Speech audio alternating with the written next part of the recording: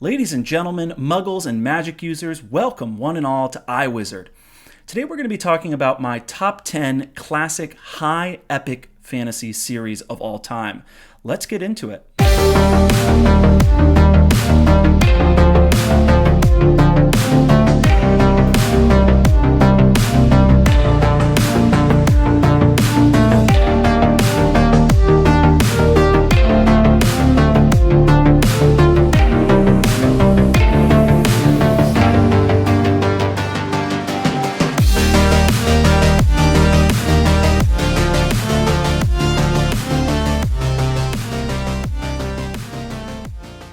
All right, Jordan here. So in order for this list to make sense to you guys out there, we're going to need to start by defining our terms, obviously. We need some parameters for this list. I need to define what I mean when I say classic high epic fantasy. Keep in mind, this is my definition here. Feel free to disagree with me, and I'd love to hear your thoughts in the comments.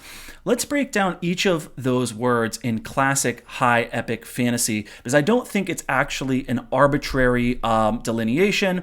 I think you'll actually find some value in this list that I'm about to share with you, okay?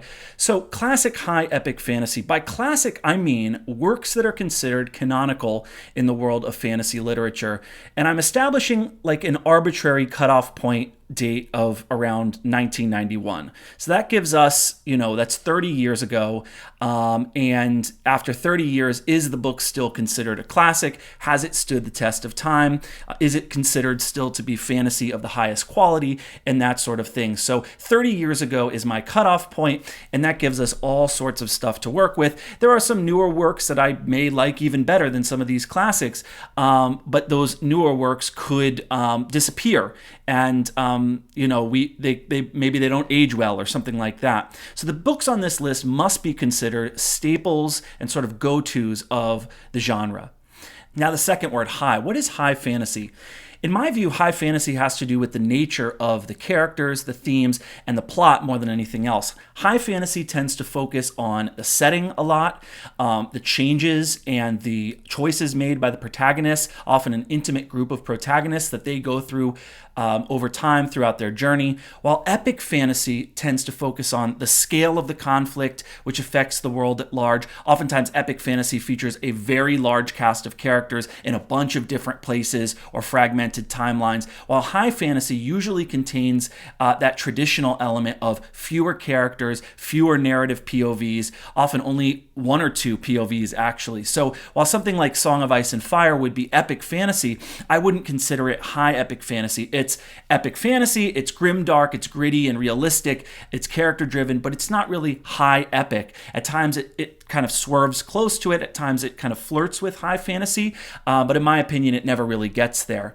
High fantasy, on the other hand, often relies more on tropes and archetypes, and will be, at least to some degree, drawn from ancient mythology and folklore and legends. It often includes inspiration from fabled lands and creatures. With a lot of high fantasy, you're going to have elves and dwarves and giants and goblins and gnomes and dragons and magic and wizards, and there's going to be that classic hero's journey combined with that coming of age story, right? So it's got the ordered homeland, that call to adventure, the threshold guardian, the bridge, the hunting group of companions, the road of trials and tests and obstacles, the dark tower, the dark lord, the fate of the world is at stake. You often have a wise mentor figure, the magic cauldron, the journey to slay the evil dragon who guards the treasure, and so the hero has to bring the treasure back to renew the homeland or bring fertility back to the homeland.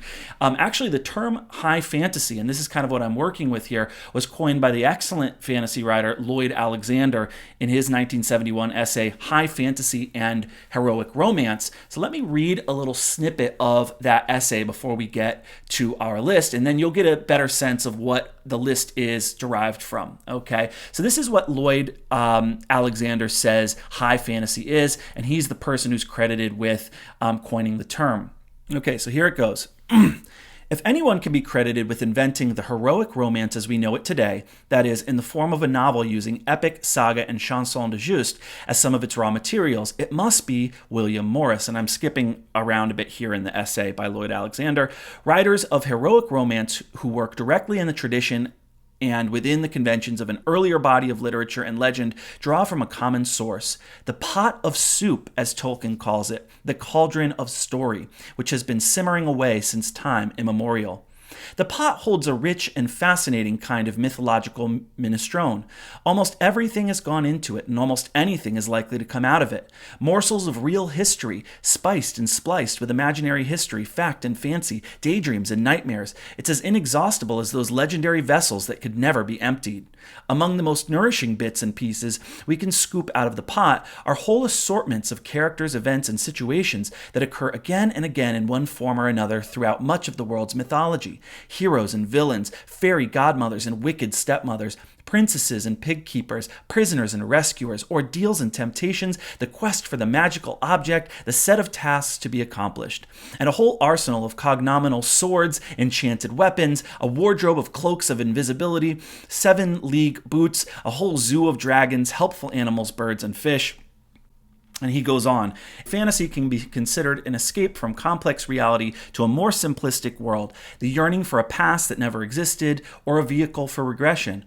And he goes on and on and on about escapism and what he believes high fantasy is and where it's drawn from. So that's Lloyd Alexander there. And I think he hits the nail on the head. And that's what I'm using to make this list. So if you're wondering why Malazan by Stephen Erickson or Song of Ice and Fire or the First Law series by Joe Abercrombie, if you're wondering why those aren't on this list, it's not because I don't like those books. I really do. It's probably because it either doesn't meet the cutoff in terms of being considered classic, or it doesn't have those high fantasy tropes, or it doesn't have enough of them, right? So someone like Stephen Erickson, in fact, is intentionally trying to subvert those tropes or even ignore them in order to create this gritty, postmodern, sort of nihilistic, fragmented world. So while the books in my list have to have that epic scale, they must also have the uprightness and that sort of classic archetypal feel of high fantasy, right? So all of that is to say, keep in mind, this is not my epic fantasy series list, nor is it even my classic epic fantasy series list. This is my top 10, well actually it's 11, classic high epic fantasy series list. If it's not high fantasy, it's not making it on the list. If it's not epic in scope, it's not making it on the list. If it's not considered a classic, if it hasn't stood the test of time, in other words, it's not making it on the list. Okay, so with that out of the way, let's get started with the list. We're going to start at number 11. I wanted to do a top 10 list, but I couldn't keep it to 10. I really just had to squeeze another book in there. Okay, so we're starting at number 11 with The Rift War Saga by Raymond E. Feist. The Rift War Saga kicks off with book number 1 in the series. Many of you have probably read it. It's called The Magician's Apprentice. There's so many books in this series. So here's the sort of back of the book plot. Evil entities have opened a rift in the fabric of space-time, plunging the world into peril. As the battle between order and chaos threatens to engulf everything, a reluctant young wizard is the only hope of 1,000 worlds. Okay, so there you have it. Pretty traditional stuff there. So the main character is a young boy named Pug, and in the first book, he gets lost in the woods in a storm, and he gets saved by Kulgan, the main magician.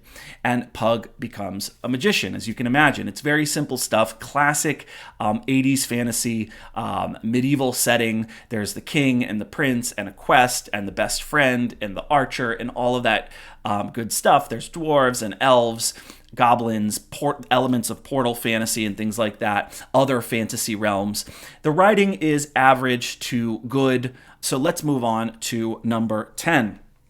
Number 10, we have The Belgariad by David Eddings. Actually, later it was revealed that it was written by both David and his wife Leigh Eddings.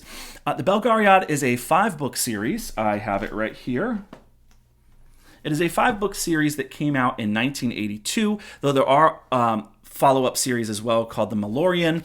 but I've only read the first, so let's talk about the Belgariad. The Belgariad is classic post-Tolkien derivative 1980s fantasy. It starts out with this long prologue, this backstory about the gods and the story of the creation of the world. Each of the book, I think, starts with one of these epic prologues. Some people hate these. I actually quite like them. But anyways, this is a classic hero's journey, classic 80s fantasy, but it's actually done really well, and the writing is beautiful. So look, what I would say about this series is that if you're into this kind of really traditional fantasy that is sort of, a Tolkien clone, this is how you do it. So let's talk about the first book. The series starts with Pawn of Prophecy, which follows Garion, an orphan, as you can imagine, a farm boy, who has a larger destiny involving orbs and swords and gods. He's being raised with his Aunt Paul, working in the kitchen with her and wanting to know more about his parents. He has a friendship with a blacksmith and a crush on this girl, this local girl. And so all of that is classic stuff there. And then he's called to adventure by Belgarath, the sorcerer. And he begins to have a voice of prophecy inside of his head and all of that tropey fantasy stuff. And together with his hunting group of companions, they go off in search of the orb. And Garion realizes that nothing in this world is as it seems. Is this book derivative? Yes.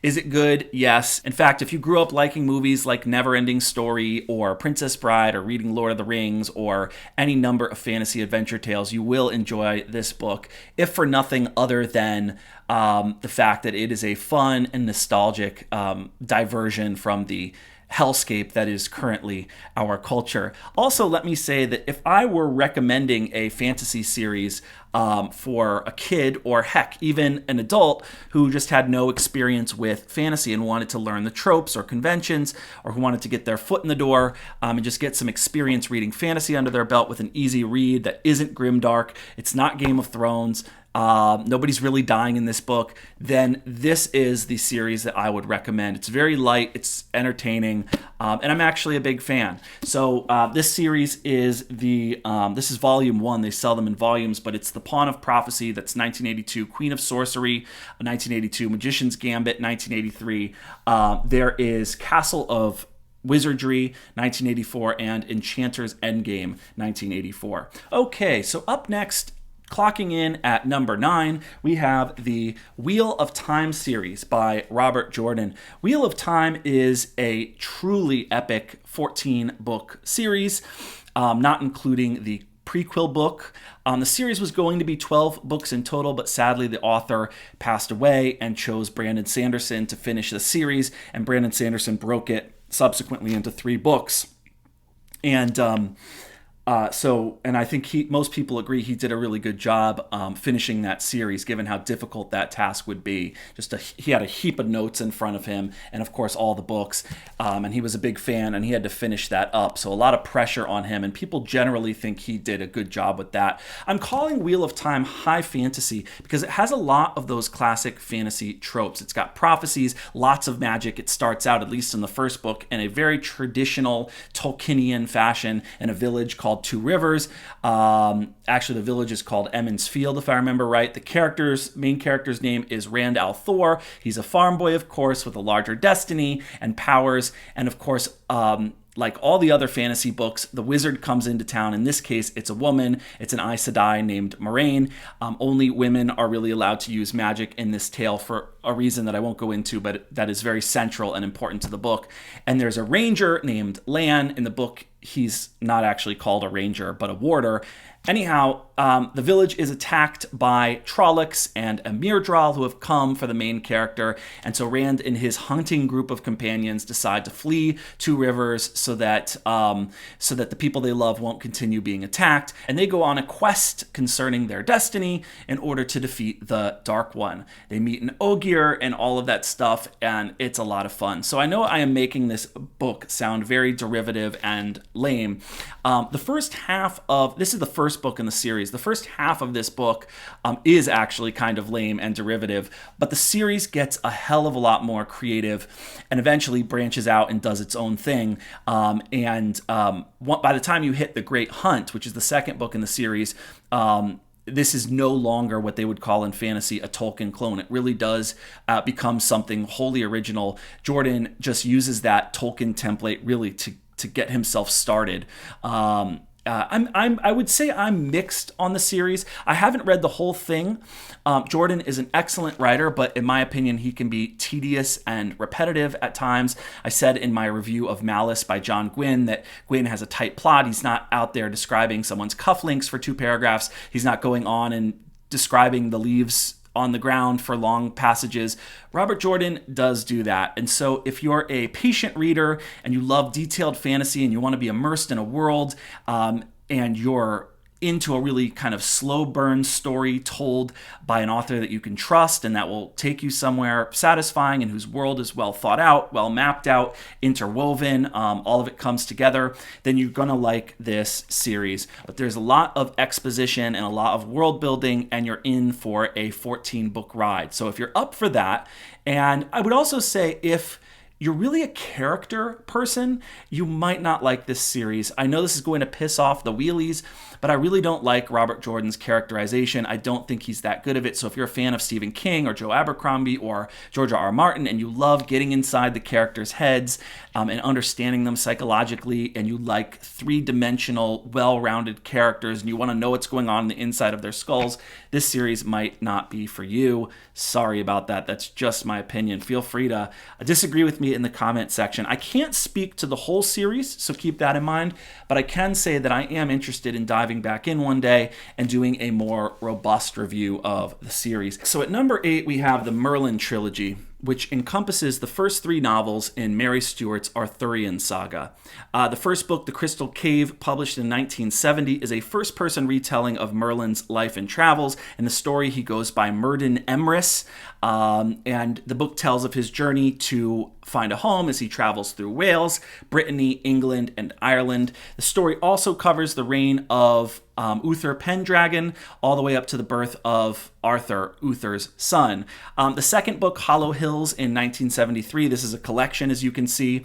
The second book is telling the story of Arthur's birth and his upbringing from the perspective of Merlin until Arthur is made king. And the third book, The Last Enchantment, in 1979, is Merlin's account of Arthur's actual kingship. Then in 1983, Stewart came out with a 4th installment in the series called The Wicked Day. You may not know this actually about Mary Stewart, but she was actually a writer of sort of romantic thrillers until her 50s, when she actually switched over to the fantasy genre and started writing sort of historical fantasy. Mary Stewart is a fantastic writer, and her retelling of the Arthur legends from Merlin's point of view are really respected. There have been a bunch of different authors who have done this, who have found interesting ways of retelling the Arthur stories. If you're interested, there's Marion Zimmer Bradley's The Mists of Avalon, where the Arthurian legends are told from the perspective of female characters. There's Bernard Cornwell's books. There's, of course, T.H. White's Once and Future King. There's Jack White's Camelot Chronicles. He tries to do kind of a realistic telling. It's a kind of a version of King Arthur that could have actually happened. I've only read the first book of that series, which is actually told from the perspective of a Roman soldier. Anyhow, give Mary Stewart's Merlin trilogy a try. It's more fantasy than the others I just mentioned, probably. So if you like that and you want her spin on the Arthur legends, this is where you got to look. Okay, so up next we have The Earthsea Cycle by Ursula Le Guin. This is the first book, A Wizard of Earthsea. I love this series. Ursula Le Guin was one of the first sort of mid-century fantasy novelists of the post-Tolkien era, who wasn't just trying to emulate Tolkien, but she really did her own thing. This is a highly original high fantasy novel.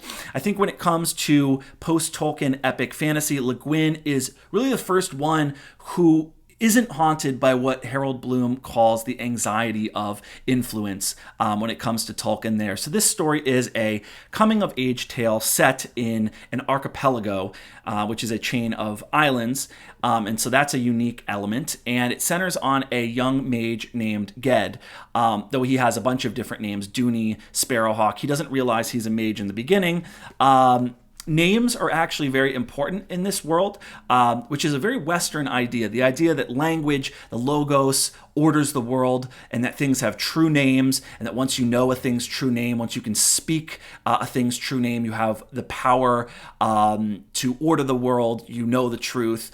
And this is a very kind of Christian idea, the idea of the logos transforming chaotic potential into order. So magic on Earthsea is primarily verbal. Everything has a true name in the old speech, which is the language of the dragons and the language which Segoy used to create the world. If you know the true name of an object, you have a kind of power over it, but only mages really know the true names of things. Each person, too, has a true name, which is revealed only to those that you trust implicitly, because giving them your real name would give them a kind of power over you.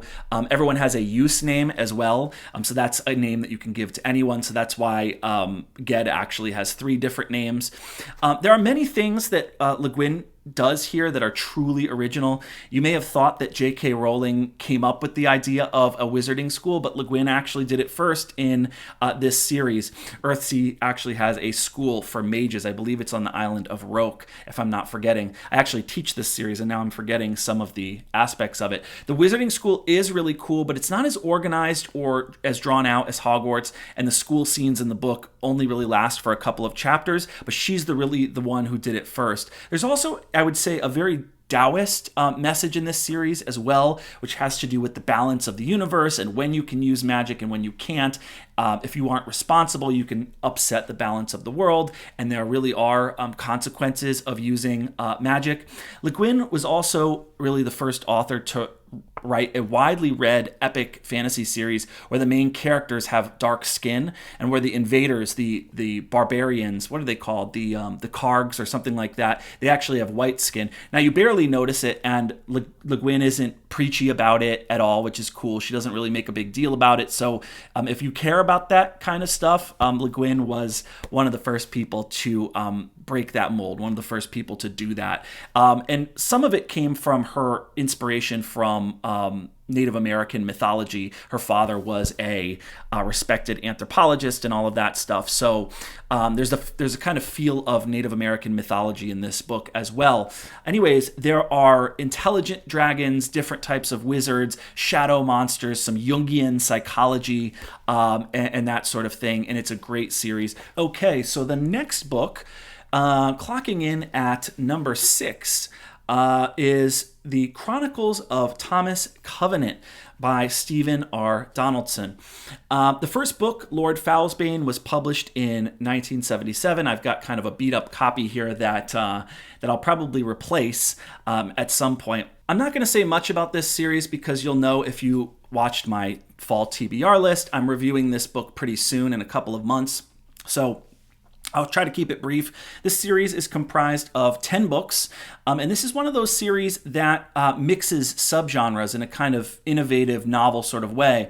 So yes, it's definitely high fantasy, but it also has elements of grimdark and that sort of gritty feel of later fantasy novels like Song of Ice and Fire and Malazan. Donaldson is probably the only guy who could really pull that off, to write a fantasy series that both feels like Tolkien in a lot of ways, but that also at the same time subverts the tropes and ideas that Tolkien uses to sort of do his own gritty thing. It's got elements of that classic, beautiful, lush, inspiring, epic world of something like Middle Earth, but it also has a real dark side and a real dark, morally compromised main character. As Brian Lee Durfee has put it, it's a mashup of the most grimdark stuff you've ever read and Lord of the Rings. Add in an eclectic and some would say perplexing use of a thesaurus, use of vocabulary in here and terminology, and you have The Chronicles of Thomas Covenant. So why don't we go over a little bit what this first book is about. So this first book is a kind of twisted, demented, Narnia-style portal fantasy. The book starts out in our world with the main character, Thomas Covenant, who is a famous and famously cynical author afflicted with leprosy, of all things, which feels very symbolic, right? Almost too symbolic. The guy is missing parts of his body, and he can't touch things, and he always has to check to see if he's injuring himself. And so, of course, he's an outcast in his contemporary society. He lusts after women, but he can't have them because of his condition. His wife doesn't want to have anything to do with him because he's kind of falling apart.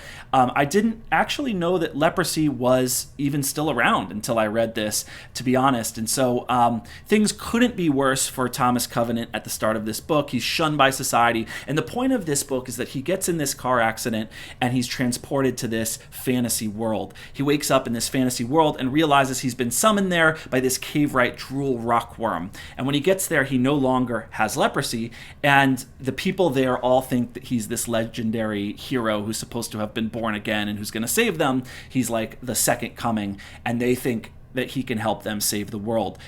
He, on the other hand, kind of thinks he's dreaming or hallucinating, so you get the idea here. This book is actually quite controversial because of something that happens when Thomas Covenant gets to this fantasy world, and I won't give away why it's controversial. I'll save it for when I review the book. There's a scene in there where Covenant does something really bad. Brilliant stuff, though. Again, I'll have more to say about this book. I'm not sure I think I'm reading it in November. Does that sound right? November, I think. Right. So the next book is Memory, Sorrow, and Thorn by Tad Williams. This book is a trilogy, and it starts with The Dragonbone Chair. That's this book. This is a beefy book, but the latter books in the series, Stone of Farewell and then Green Angel Tower, each of those are even longer, right? Each book in the series gets longer and longer to the point where Green Angel Tower is actually like 530,000 words or something like that, which if you don't track that sort of thing is like 1,200 pages, right? So Memory, Sorrow, and Thorn is a great series by an excellent author. It takes place in the fictional continent of Austin Ard, which is home to several united races, including men, elf-like things called the Scythi, and dwarf-like creatures called the Canuck. Most of these races have been living in unity for decades thanks to King Prester John, who has slain a dragon, and he is this respected king. If I tell you why the series is called Memory, Sorrow, and Thorn, it might be giving away a spoiler, so I won't tell you that. But this first novel opens when Prester John is dying and his sons Elias and Joshua are fighting over who will ascend to the throne, and everything is falling apart in this kingdom. Meanwhile, a dark secret held by Prester John and the ambitions of a priest named Priorites threatens the stability of the continent. Tad Williams uses several POV characters, and you actually get to see things not only from the good guys, but also the villains. And so you have that classic high fantasy trope in this book of the young orphan boy, Simon, who is actually a clumsy kitchen worker in Hayholt Castle who has this larger destiny. He becomes an assistant to a wizard named Morganes, and he has this prophecy, and there's a dark lord, and Simon has to grow up and figure out who he is and find the magical items with his hunting group of companions. There's Binnabic, Sluttig, and others. Simon has to go on an adventure, and he becomes wrapped up in a conspiracy that not only threatens his country of Erkenland, but Austin Ard itself. So what I want to say about Tad Williams is that he's actually one of those modern fantasy authors who brought some real literary credibility to the genre of fantasy. Oftentimes, genre fiction like horror, sci-fi, fantasy is looked down upon by more highbrow types. And this is a beautifully written, detailed work of fantasy literature. In fact, J.R.R. Martin actually credits this series as being the work that inspired him to write Song of Ice and Fire. Let me give you some of the drawbacks of this. I've only read the first book, so that's the only one I can speak to, but this first book is a really slow burn. Lots of super detailed world building, careful, slow plotting, well-researched. It's very incremental, the way the story unfolds. It's a really slow build-up, and so a lot of readers, I guess, are not going to have the patience for this, but if you stick with this series, I am told it is totally worth it. I can tell you that if you stick with it, this first book is worth it, So I won't say anything more because I plan on reviewing this series. And why don't we, before we run out of time, let's get to the rest of these books on this list. So clocking in at number 4 is the Lioness trilogy by Jack Vance. Jack Vance is a fantastic, truly immensely talented writer.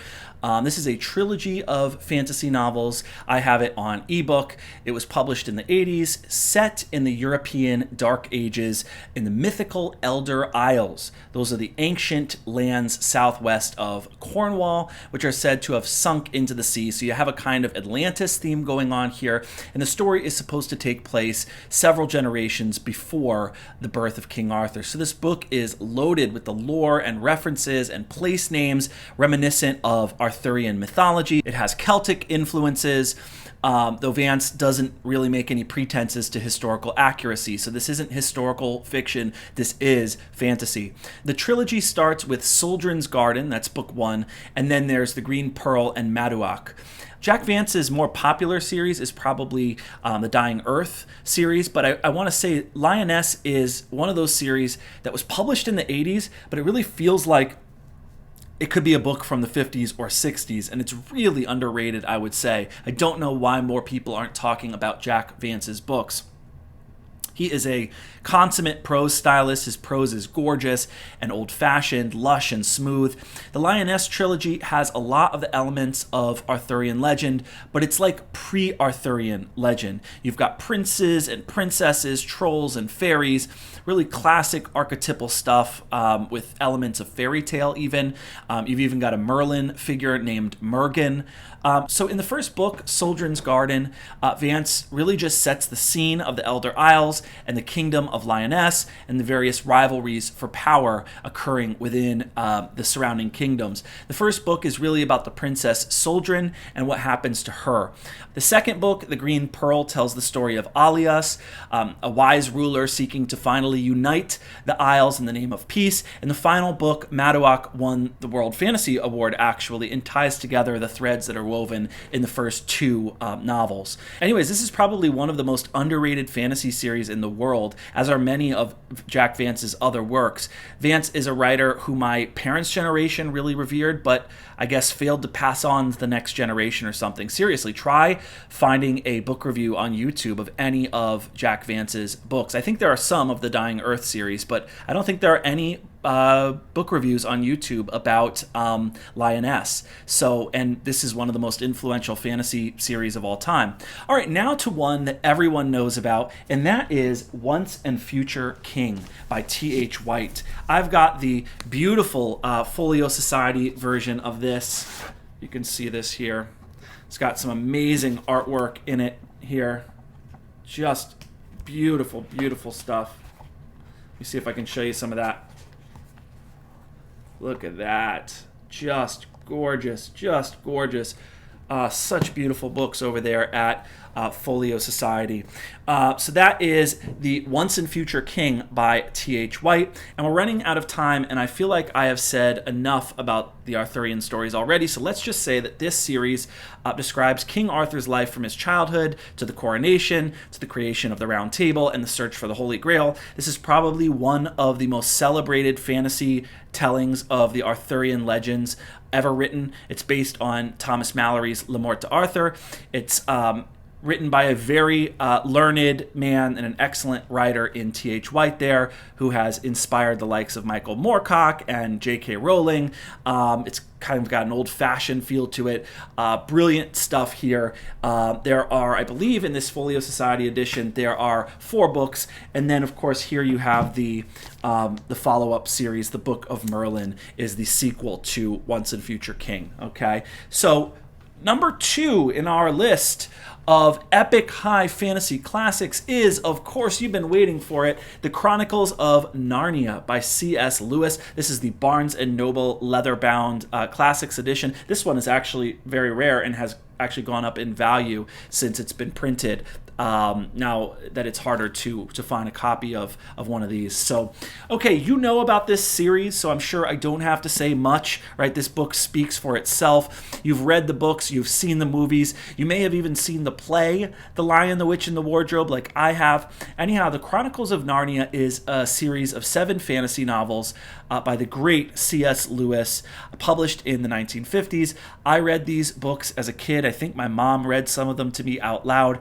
It's a deeply Christian allegory, but it's also a great moral tale, even if you aren't Christian. So, okay, this is a portal fantasy in which 4 children, Peter, Susan, Edmund, and Lucy, who've been evacuated to the English countryside from where they lived in London, just following the outbreak of World War II, and they are sent to this professor's house to stay, and they discover a wardrobe in the house that leads to the magical land of Narnia, where they help Aslan, the Christ-like talking lion. They help him save Narnia from the evil White Witch, this horrid tyrant who basically has reigned over the land for a century of perpetual winter with no Christmas for anyone.